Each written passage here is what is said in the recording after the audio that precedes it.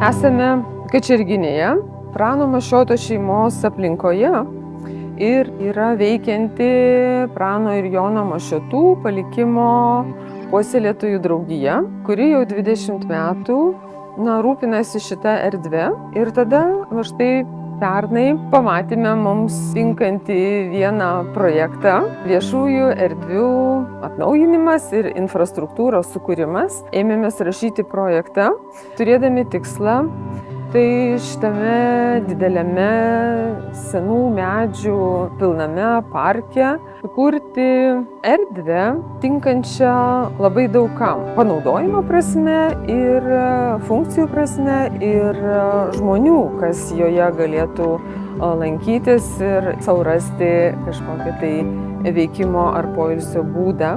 Be abejonės rudens ir žiemos mėnesiais yra tamsokas, yra niūrokas, galbūt nelabai traukiantis užeiti, galbūt nesaugumo kažkokį jausmą turėjęs.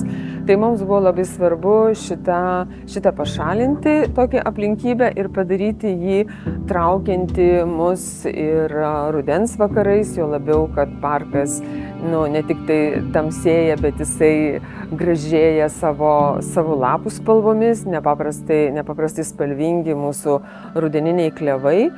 Ir liepos, bet klevai ypatingai, tai tas apšvietimas iš tiesų buvo mūsų labai norėtas. Labai šito norėjome ir jisai rasis.